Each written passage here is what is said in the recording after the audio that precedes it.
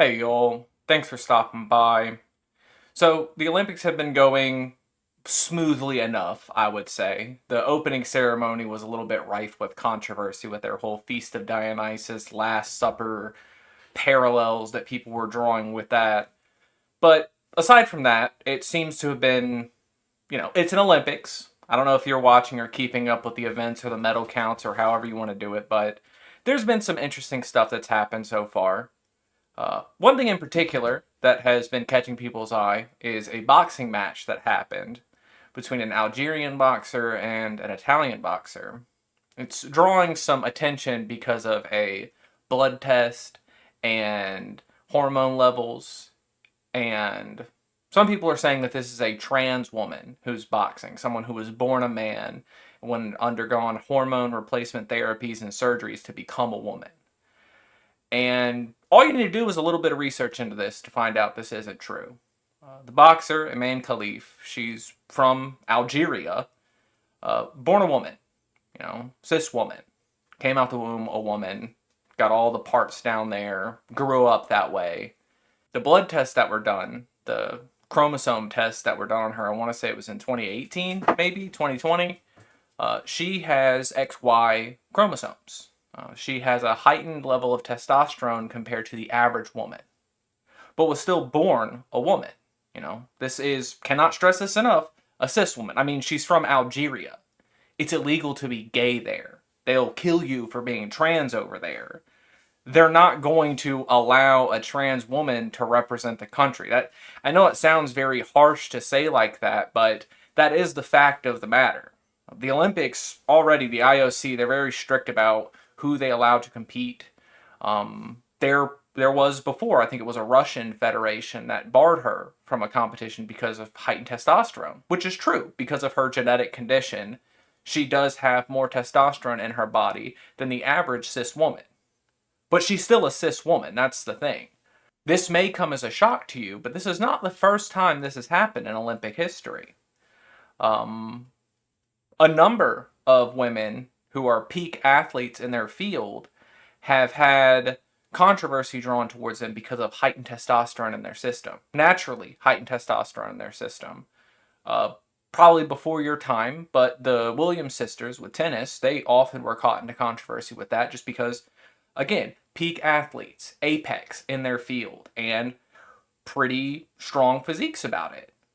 But I mean, when you train all the time, when you're at the height of your game, I don't expect you to look frail. You could take Michael Phelps as an example if you want to, stick to a white man. But this is a guy who's genetically superior to other swimmers. His torso is elongated, built different compared to other people. He doesn't build up lactic acid the same way as other people. It's like half as much stress on his muscles for recovery as a normal person. He is a genetic freak of nature. No matter how much you train in life, even if you had the same frame as him, because of that lactic muscle difference, you can't compete with that. Should he be told to give up his medals? I mean, if you're going to hold someone to the standard that their genetics, because of how their body produces hormones naturally, should bar them from competition, you're going to have to examine a lot of your favorite athletes. I'll be honest with you, if you start taking these tests to every single woman athlete who is in the field now, who has won medals in the past, all the peak apex athletes for track, any of this stuff that women compete at. I mean, take all the rugby players that have been getting attention. These massive women more than likely have heightened testosterone compared to the average cis woman. So, where are you going to draw the line? A lot of people will say this is because this is a dark skinned woman, because she's not white. That's why this controversy is happening. And I would say that I kind of agree to an extent. One of the most notable times that this happened in my recent memory was runners. It's this South African athlete that she was barred from some competitions because of heightened testosterone. And when she was finally allowed to compete, and women from her country were allowed to compete, they demolished competition because, of course, they would. They're, higher performing athletes. Their bodies can handle these conditions better. And the woman who won, or the woman who I think she placed fifth, was a white woman, said that she felt like she took the second place medal, that it was two different races.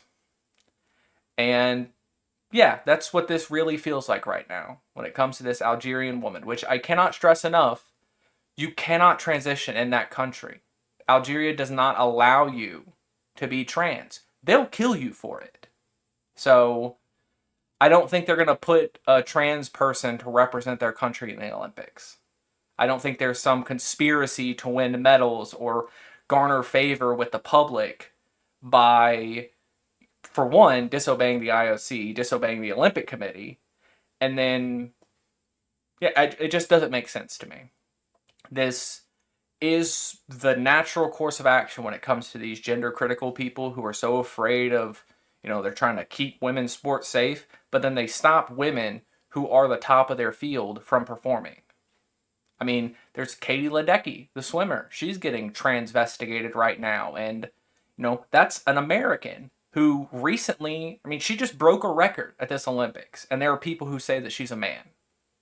This stuff has melted some people's brains. So keep an eye out for it. I would say call them out for it, but they don't really care. None of the people who are calling this Algerian boxer trans or calling her a man, they don't care about the truth. I hope you do. I hope if you send this to somebody who was arguing with you about it, maybe it changes their mind. But if not, at least you know.